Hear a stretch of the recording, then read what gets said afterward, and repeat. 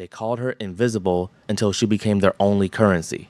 Wall Street destroyed Stacia Darlington, so she came to Seoul as a maid, looking for answers, scrubbing the floors of the empire that murdered her cousin.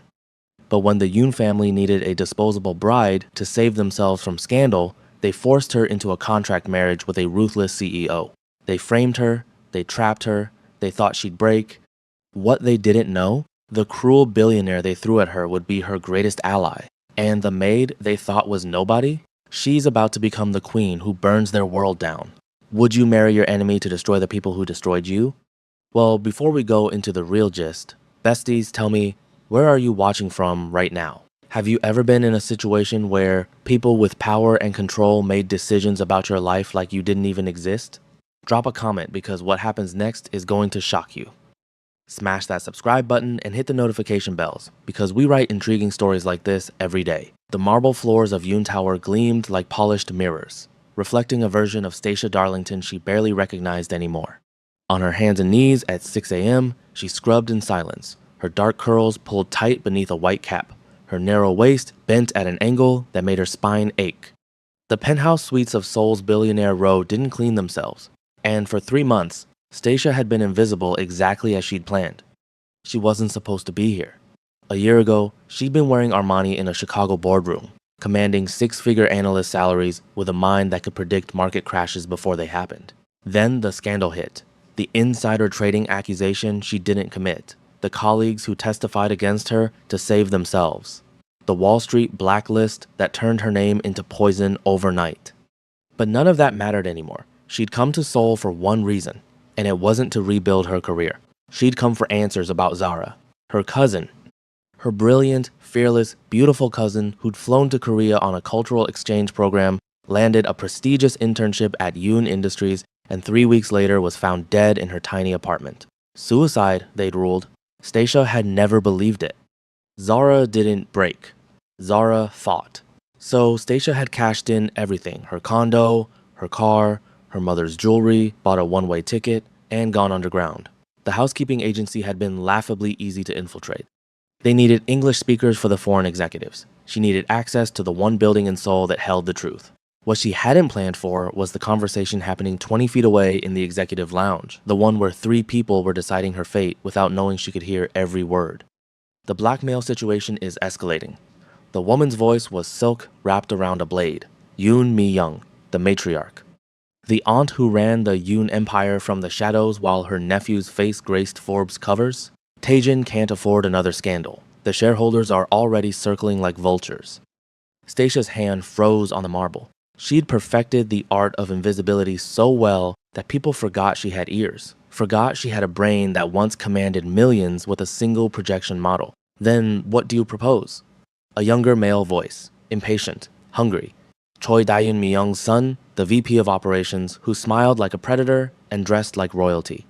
We give them a distraction. Something so scandalous, so absurd, that the blackmail becomes yesterday's news. Mi-young's heels clicked against hardwood like a countdown. We marry him off to someone inappropriate. Someone who makes him look reckless. Someone who makes the board question his judgment enough to accept emergency oversight while he gets his affairs in order. Stacia's heartbeat thundered in her ears. Who? Daehyun asked, already laughing. The pause stretched like a noose tightening.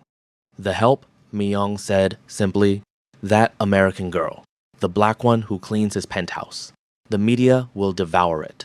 Billionaire CEO marrying his maid. It'll be a circus. And in the chaos, we handle the real problem quietly. Ice flooded Stacia's veins. He'll never agree, Daehyun said, but his tone said he was already counting his inheritance. He won't have a choice, not after we plant the evidence. Stacia barely made it to the service elevator before her legs buckled. Her photographic memory was already cataloging exits, calculating odds, running probability models the way she used to predict hostile takeovers. Every scenario ended the same way. She was trapped. They came for her 2 days later. Stacia was alone in the penthouse laundry room, folding linens that cost more than her monthly salary when the door opened. She looked up, expecting the senior housekeeper. Instead, she found 3 men in expensive suits, and Yoon Mi-young herself draped in Chanel and cruelty. Stacia Darlington. Myung's accent was crisp, her smile sharp enough to draw blood. We need to have a conversation. The men weren't security, they were police. You're under investigation for attempted extortion and blackmail of Yoon Tae-jin, CEO of Yoon Industries. The detective's Korean was formal, damning. Evidence has been recovered from your personal computer anonymous communications, demanding 50 billion won. Stacia's world tilted violently. That's impossible. I don't even have a personal computer. Just my phone. Myung's smile never wavered. The laptop was found in your locker during a routine inspection. How unfortunate. They'd framed her. Of course they had. The officers left at Myung's subtle gesture, because in Seoul, when you had enough money, even justice followed your stage directions. You have two options, Myung said, examining her manicured nails like Stacia's future was already decided. Option 1, we press charges. You stand trial in a foreign country where you don't speak the language fluently, where you have no connections, no money for legal representation that can match ours. Korean prisons are unpleasant, especially for foreigners. Stacia's nails bit crescents into her palms. And option 2, you agree to marry Tae-jin. A contract marriage, temporary, mutually beneficial. You play the role we need for 6 months, maybe a year. Then we grant you a quiet divorce, a generous settlement, and you return to America with enough money to start over. No charges, no trial, no prison. Why would your nephew agree to this? Myung's eyes glittered with malicious intelligence. He won't, but he'll comply because the alternative is watching his empire implode while he fights a very public blackmail scandal. I'll convince him this is damage control that you caused. He'll hate every second and he'll especially hate you, but he'll sign the papers. She stepped closer, her perfume expensive and suffocating. The question is, will you? Stacia thought of Zara, of the unanswered questions, of the truth buried somewhere in this glass tower. If she went to prison, she'd never find answers. If she ran, she'd never get justice. But if she married into the family, I want the settlement terms in writing, Stacia heard herself say, her voice steadier than her heartbeat, and full immunity from all charges, documented and notarized. Myung's triumph was a living thing in the room. Consider it done. The wedding was designed to humiliate. Stacia stood in a simple white dress, too plain for a billionaire's bride, while cameras flashed and reporters screamed questions in 3 languages. The headlines were already writing themselves. From penthouse to marriage bed, Seoul's most shocking wedding. Billionaire CEO weds his housekeeper in bizarre ceremony. And through it all, Yoon Tae-jin stood beside her like a monument carved from ice and fury. She'd seen him before, of course. You couldn't work in his building without seeing him, but she'd never been this close. Never felt the full weight of his presence 6 feet 4 inches of controlled violence wrapped in a Tom Ford suit. His broad shoulders and muscular chest strained against expensive fabric like his body was too powerful for tailoring to contain. His face was devastatingly beautiful in the way dangerous things were beautiful. Sharp jaw, full lips currently pressed into a line of absolute contempt, dark eyes that burned with intelligence and rage. But it was the tattoos that arrested her. They crawled up his neck from beneath his collar intricate Korean characters, and the beginning of what looked like dragon scales. More ink disappeared beneath his sleeves. They should have made him look like a criminal. Instead, they made him look like a king who'd gone to war and come back darker. He didn't look at her during the ceremony, not once. When the officiant pronounced them married, Tae-jin turned to her finally. His eyes were flat, cold, empty of everything except hatred. This changes nothing, he said in perfect English, his voice low enough that only she could hear. You tried to destroy me. You failed. Now you're mine, and I'm going to make you regret every pathetic second of whatever scheme you thought you could pull. He kissed her then because the cameras demanded it. His lips were warm against hers, his hand gripping her waist hard enough to leave marks. It lasted 3 seconds. It felt like drowning in winter water. When he pulled back, he smiled for the photographers. Up close, she could see that the smile was a beautiful lie. Welcome to hell, Mrs. Yoon, he whispered. The penthouse that became her prison was obscenely beautiful. Floor-to-ceiling windows overlooked Seoul's glittering skyline. Marble and dark wood and art worth more than most people earned in a lifetime. Stacia had cleaned these rooms for months, but living in them was different. Suffocating, like being trapped inside a museum exhibit of someone else's wealth. Tae-jin made good on his promise. He paraded her at company events like a trophy he was ashamed to own, introducing her as my wife, with a tone that made it sound like my biggest mistake. At a shareholders' dinner, he seated her at the far end of the table, away from important conversations, next to elderly board members who spoke no English. At a charity gala, he danced with her once because protocol demanded it, and held her so rigidly she felt like a department store mannequin. "Smile," he murmured as they swayed to music she couldn't hear over the roaring in her ears. "You're supposed to look grateful. A poor American maid who conned her way into billions.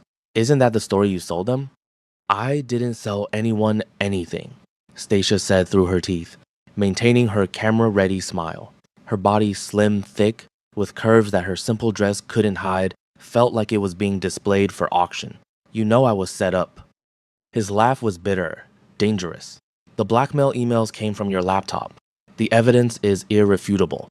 End quote. Evidence can be planted. "And yet you agreed to marry me rather than prove your innocence in court."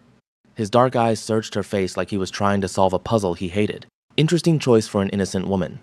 She wanted to scream that she'd had no choice, that his aunt had engineered this nightmare. But what would be the point? He wouldn't believe her. Or worse, he already knew and didn't care. That night, alone in the guest bedroom she'd been assigned, because of course they didn't share a bed, Stacia allowed herself exactly 5 minutes to cry. Her mascara ran down her brown cheeks, staining the expensive pillowcase. Then she wiped her face, stood up, and got to work. If they thought marrying her into this family would keep her controlled and monitored, they'd made a fatal miscalculation. They'd given her access, given her legitimacy, given her a reason to be in every room, at every event, privy to every conversation. She'd come to Seoul to find out what happened to Zara. Now she had the perfect cover to do exactly that. The first crack in Taejin's armor appeared 3 weeks into their marriage.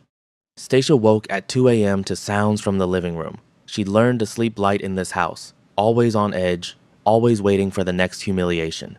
Moving silently in her silk nightgown, she crept to her door and opened it just enough to see. Taejin stood at the floor-to-ceiling windows in nothing but black silk pajama bottoms, his back to her. The tattoos she'd only glimpsed before were fully visible. Now a massive phoenix spread across his shoulders, its wings extending down his sculpted arms in intricate detail. Korean characters ran down his spine. A dragon coiled around his ribs, its scales so realistic they seemed to shimmer in the city lights. His body was a work of art.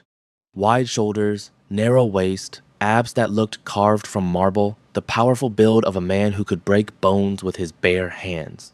But that wasn't what made her breath catch. His hands were shaking. The Reaper of Seoul, the man who made corporate rivals weep, the billionaire who'd looked at her with nothing but contempt for weeks, his hands were trembling as he gripped a glass of whiskey like it was the only thing keeping him standing.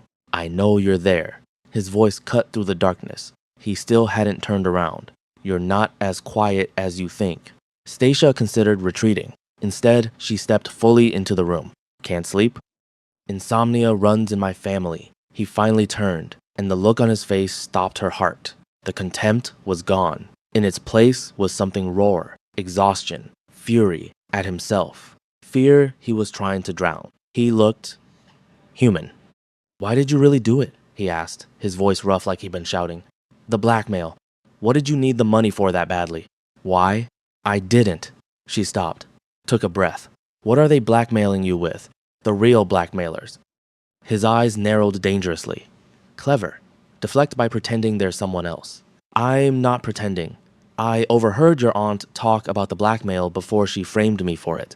She said you couldn't afford another scandal. Which means this one is real, and it's bad enough that she orchestrated a fake marriage to distract everyone from it." Stacia moved closer, watching his face. "So, what is it? What are they holding over you?"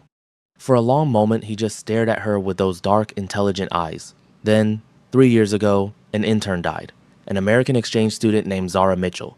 It was ruled a suicide, but the blackmailer claims to have evidence that it was murder and that I'm responsible. The world stopped spinning. Stacia's vision blurred at the edges. She gripped the back of a chair to keep from collapsing.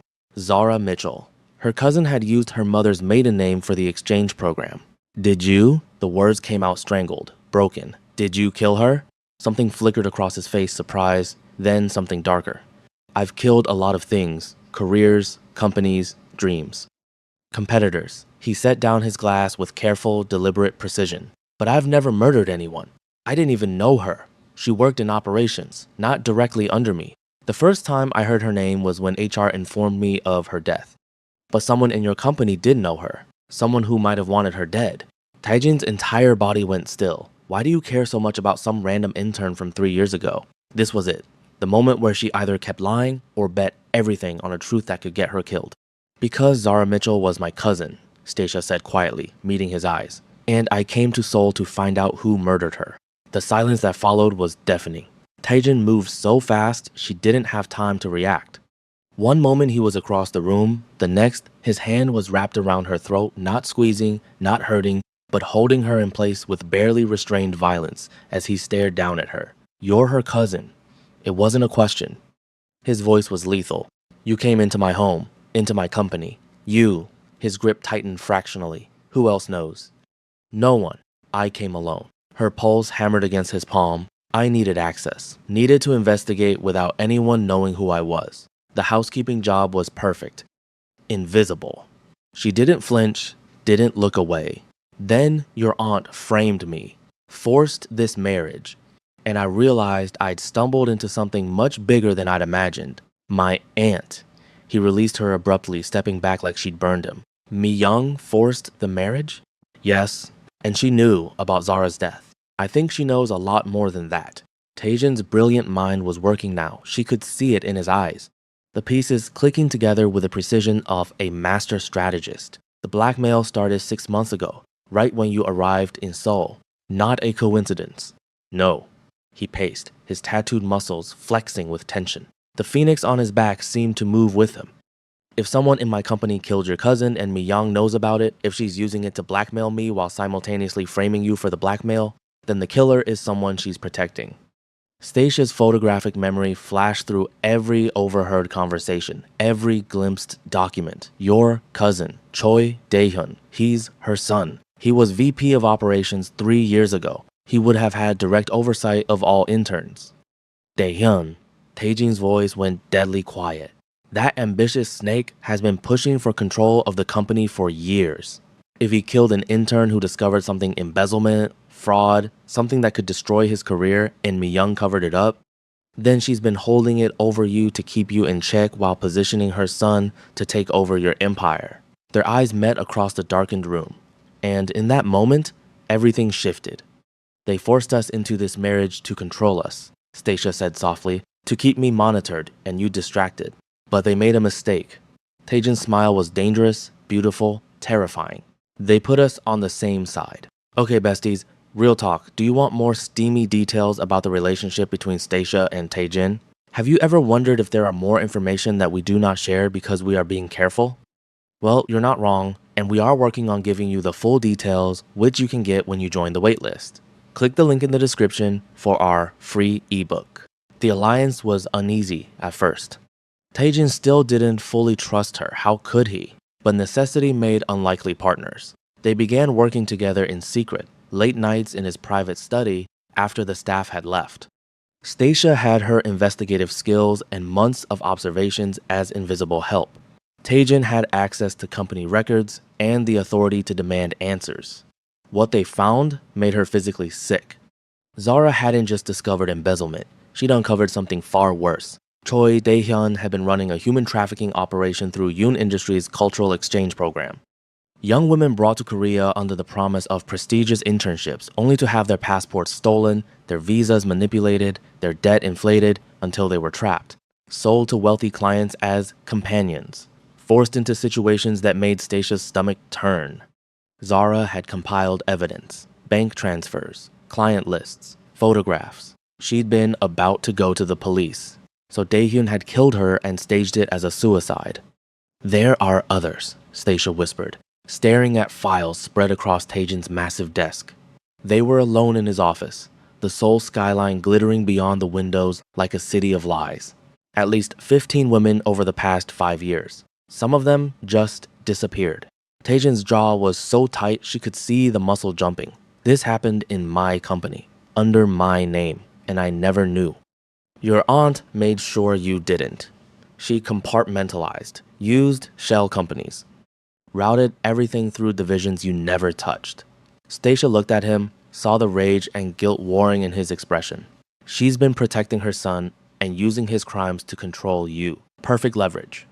Not anymore, he stood, his tall frame radiating lethal intent. We're going to destroy them both. The plan was simple.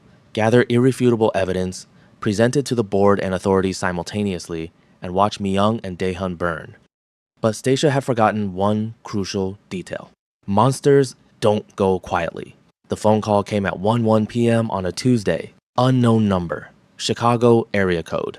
Stacia's blood turned to ice as she answered, her hand shaking. Stacia? The voice was young, terrified, beloved. Stacia, it's me. It's Kyra. Her little sister. Her baby sister who was supposed to be safely in college in Illinois. Kyra? What's wrong? Why are you... I'm in Seoul. Kyra's voice cracked. I came to see you. I was worried because you stopped posting on social media and mom said you'd gotten married but it didn't make sense. And I needed to see that you were okay. But Stacia, something's wrong. There were men at my hotel. They knew my name. They said. The phone was ripped away. A new voice came on the line. Hello, cousin. Choi Dae-hyun. Smooth. Smiling. She could hear it in his tone. Your sister is quite beautiful. Shame if something happened to her. Stacia couldn't breathe. Her heart stopped beating. If you touch her, then you'll what? He laughed, a sound like breaking glass. We know what you've been doing. You and my dear cousin Taejin, playing detective. Very noble. Very stupid. A pause that felt like a knife. Here's what's going to happen. You're going to destroy whatever evidence you've gathered. You're going to confess to the media that you fabricated everything out of spite, a scorned wife trying to destroy her husband's family. Then you're going to disappear back to America. Divorce pending. And if I don't? Then Kyra becomes one more tragic suicide. One more American girl who couldn't handle Seoul. One more name on a list no one will ever see. His voice dropped, turned vicious. But that won't be the worst part. The worst part is that before she dies, she'll experience everything your cousin Zara experienced. Everything we offer our special clients. Do you understand what I'm telling you? She understood. She understood perfectly. You have 24 hours, Daehyun said. Tick-tock. The line went dead. Stacia stood frozen in the middle of the living room, her phone still pressed to her ear, her entire world collapsing into a single point of terror. The door to Taejin's office opened. He took one look at her face and was across the room in 3 strides. What happened? She told him. Watched his expression shift from concern to pure, murderous rage. We go to the police, he said immediately, already reaching for his phone. Right now. We have evidence of kidnapping, trafficking. We have evidence that will take weeks to verify and prosecute. Kyra doesn't have weeks. She has hours. Stacia's hands were shaking so violently she had to clasp them together. And if we go public, if we make noise, he'll kill her, just to tie up loose ends. You know he will. Then what do you want to do? Stacia closed her eyes, saw Zara's face, saw Kyra's, saw 15 other women who'd been used, discarded, erased like they'd never mattered. When she opened her eyes, Taejin actually took a step back. Whatever he saw in her expression made even the Reaper of Soul pause. I want to stop playing by their rules, she said quietly, her voice carrying a note of steel he'd never heard before. The board meeting was scheduled for 10 a.m. the next morning. Stacia and Taejin arrived separately, maintaining appearances. She wore a black dress Myung had sent over, elegant and demure and exactly what a billionaire's trophy wife should wear. Her long, wavy hair was pulled back. Her makeup was flawless. She looked like a woman who knew her place. She'd never been more dangerous. The boardroom was dark wood and leather, floor-to-ceiling windows overlooking a city that had no idea what was about to happen. 12 board members sat around the table, Myung at one end, regal in Chanel. Daehyun beside her, his smile sharp and confident. Taejin entered last. The room fell silent. He commanded attention without saying a word, his tall frame in a perfectly tailored suit, the hint of his neck tattoo visible, his dark eyes scanning the room like a predator counting prey. Gentlemen, Aunt Myung. His voice carried that particular tone of controlled authority that made powerful men nervous. Thank you for gathering on short notice. I have information that requires immediate board attention. This is highly irregular, one of the older board members protested. We have a scheduled agenda, which just changed. Taejin connected a tablet to the room's display screen. 3 years ago, an intern named Zara Mitchell died under suspicious circumstances. The official ruling was suicide. I've recently discovered evidence that suggests otherwise. The screen lit up with documents, bank records, email threads, photographs that made several board members flinch. Mi-young's expression never changed, but Stacia saw the moment her fingers tightened around her Mont Blanc pen.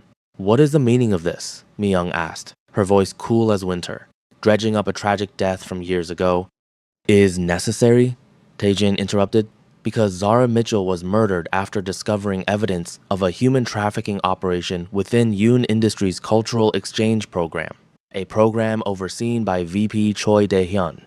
All eyes turned to Dae-hyun. His confident smile froze. "That's absurd," he said smoothly, but his voice had lost its edge. "I have no idea. What?" "You're lying." Stacia stood up. Every eye in the room swiveled to her. The invisible maid, the embarrassing wife, the woman who wasn't supposed to speak.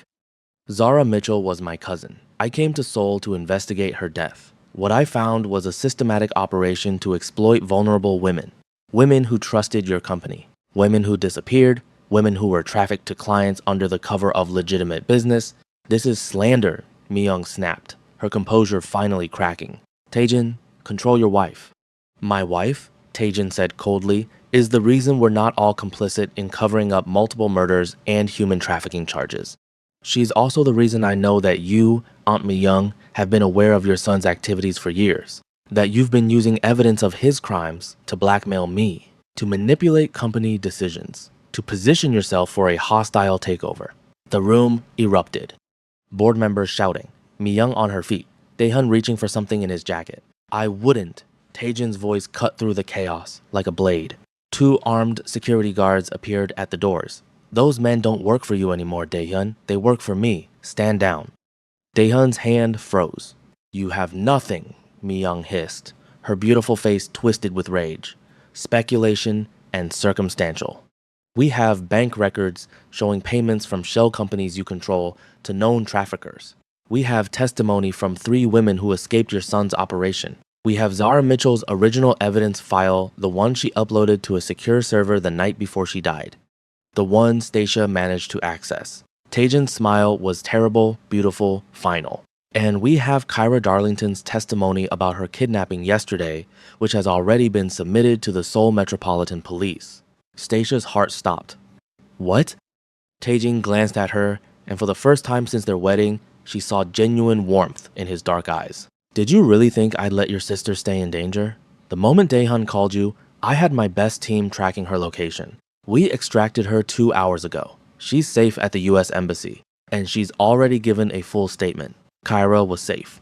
Her baby sister was safe." Stacia's knees almost buckled with relief. "This is entrapment," Dae-hyun snarled, finally losing his polished veneer. "You can't." "Actually," a new voice said from the doorway, "we can." 3 detectives entered, badges displayed. "Choi Dae-hyun, Yoon Mi-young, you're under arrest for conspiracy to commit murder, human trafficking, kidnapping, fraud, and racketeering. You have the right to remain silent." Stacia watched as handcuffs clicked around their wrists, watched Mi-young's perfect composure shatter, watched Dae-hyun struggle and curse and threaten. She felt nothing. No triumph, no satisfaction. Just exhaustion and grief for Zara, for the 15 other women, for the girl she'd been 3 months ago who thought she'd come to Seoul alone. The aftermath was brutal. Media frenzy worse than the wedding. Investigations that stretched for weeks. Stacia gave testimony after testimony, reliving Zara's death until the words felt like scars on her tongue. Kyra flew back to Chicago, traumatized but alive, held together by twice-weekly therapy and their mother's fierce love. The company's stock plummeted. Shareholders demanded answers. The board was restructured. And through it all, Taejin remained beside her. Not as her jailer, not as her enemy. As her partner. "You saved Kyra," Stacia said one night, weeks later. They were in the penthouse, but it felt different now. Less like a prison, more like home. "You saved my company from becoming complicit in something unforgivable," Taejin replied. He stood at his usual spot by the windows, but his hands were steady now. "You saved me. We saved each other." He turned to look at her, the Seoul skyline glittering behind him. The phoenix on his shoulders caught the light, seemed to shimmer. "The divorce papers are ready. Your settlement, everything Mi-young promised you, I've tripled it. You can go home to Chicago, start over, leave all of this behind. Stacia thought about it, about Chicago, about her old life, about walking away from the man who'd hated her, humiliated her, then fought beside her like she was worth protecting. What if I don't want to leave? She asked quietly. Something shifted in his expression. Surprise, hope, fear. Why would you stay? After everything I did to you, the way I treated you, you thought I was trying to destroy you. You were cruel because you believed I deserved it. She moved closer, close enough to see the flecks of gold in his dark eyes. But when you learned the truth, you changed. You chose to see me, to trust me, to fight with me instead of against me. Stacia, I came to Seoul for answers about Zara. I found them. She was close enough now to feel his body heat, to smell his expensive cologne mixed with something uniquely him. But I also found something I wasn't looking for. I found you. We barely know each other. This marriage was built on lies and manipulation. So let's rebuild it on truth. She placed her hand on his chest, felt his heart hammering beneath her palm. Let's choose each other this time, not because we were forced, but because we want to. Taejin's hand covered hers, his thumb tracing circles on her wrist. Once we do this, once we make this real, I'm not letting you go. I don't do anything halfway. Good, Stacia said, looking up at the man the world called a monster. Neither do I.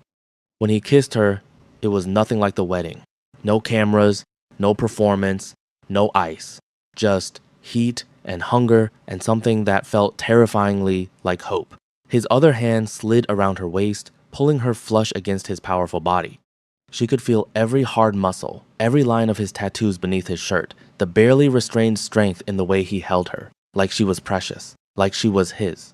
When they finally pulled apart, both breathing hard, he rested his forehead against hers. My newfound obsession, he murmured. My queen. Your partner, she corrected, smiling. That too. 3 months later, Stacia stood in the Yoon Industries boardroom, but this time, she sat at the table. The emergency shareholders meeting had voted unanimously. With Mi-young and Dae-hyun in prison, with half the executive team implicated in the trafficking scandal, the company needed new leadership. Taejin remained CEO. And Stacia, with her Wall Street background, her investigative brilliance, her intimate knowledge of how corruption had rotted the company from within, was named Chief Compliance Officer and Vice Chair of the board. First order of business, she announced, looking at the assembled members with the confidence of a woman who'd earned her seat through fire. We're completely restructuring the cultural exchange program. Independent oversight, rigorous background checks, regular audits by outside firms. And we're establishing a victims fund for the women who were harmed, full compensation, medical care, legal support, and relocation assistance if they want it. Agreed, Taejin said from the head of the table. Their eyes met. His smile was real now, warm, proud. Second order of business. We've received requests from the Seoul Metropolitan Police and 3 international agencies. They want our cooperation investigating similar trafficking operations at other major corporations. Which means more investigations, one nervous board member said. More media attention, more risk to the company's reputation. More justice, Stacia interrupted, her voice carrying the steel that had been forged in the worst weeks of her life. More women saved.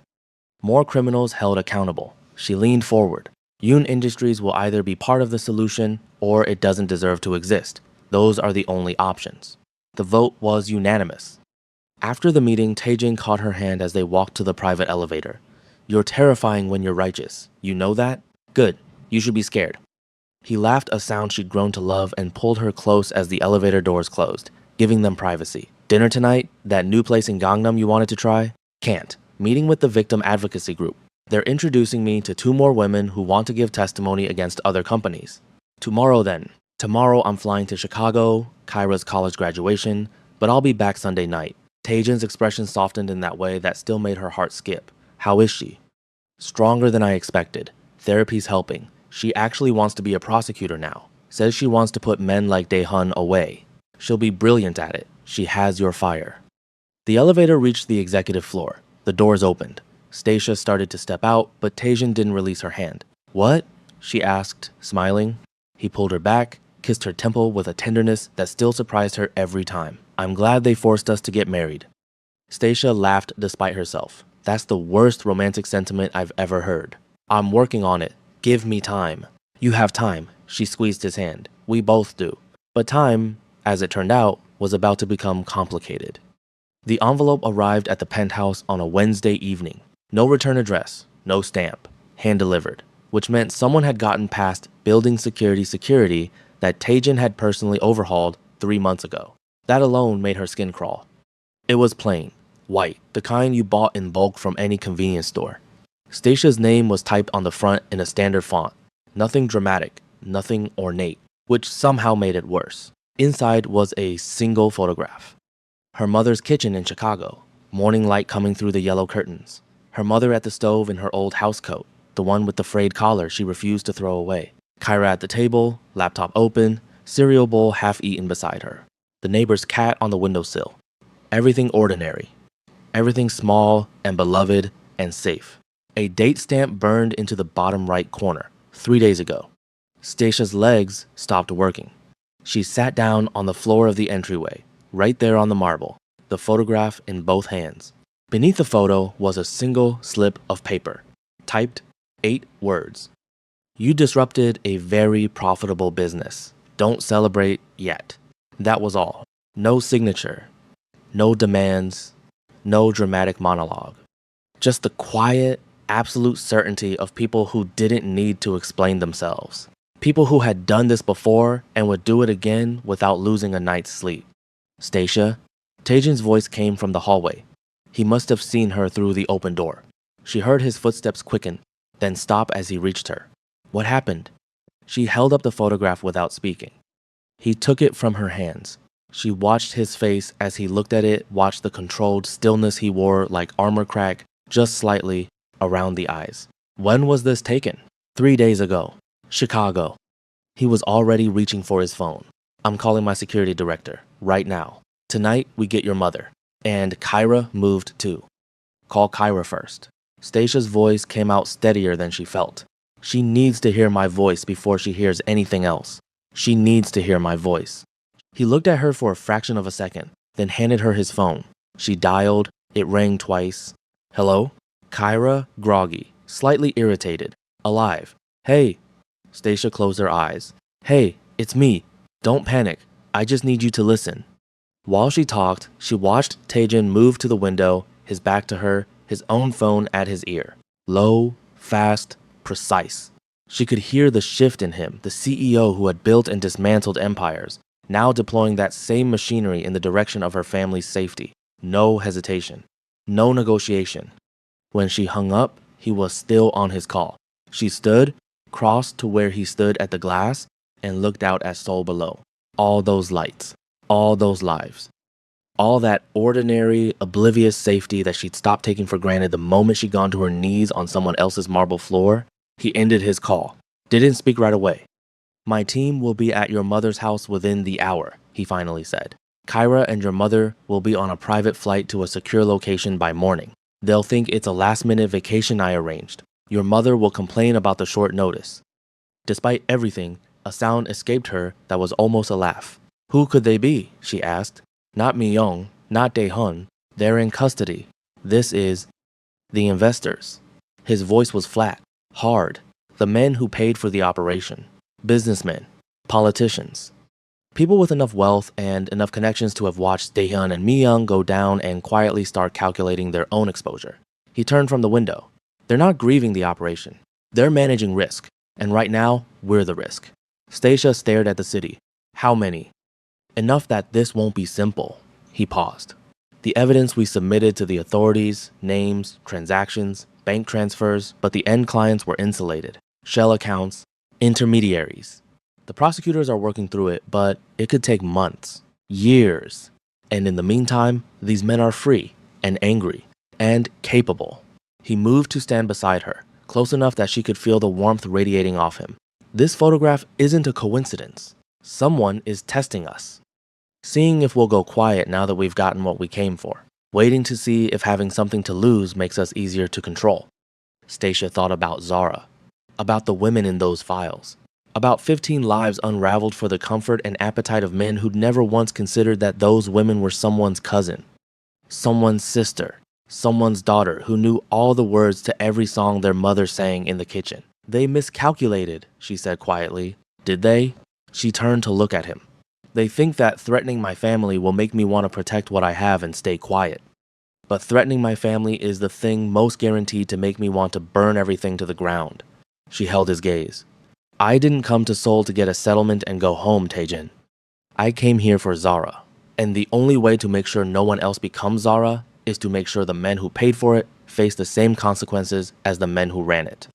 He studied her for a long moment. Something moved through his expression that she was still learning to read that rare, unguarded thing he only showed in private.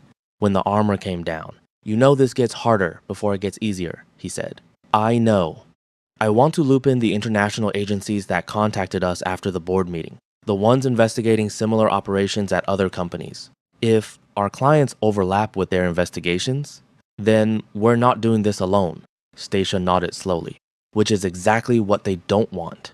He almost smiled. Exactly. Outside, Seoul hummed and blazed, indifferent as ever.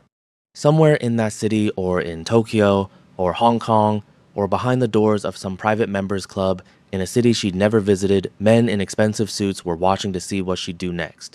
Okay, besties, they thought that letter would scare Stacia. They thought Stacia and Taejin would go quiet. But it doesn't seem like she's going to sit still. Tell me your genuine thoughts about this story. What do you think will happen next?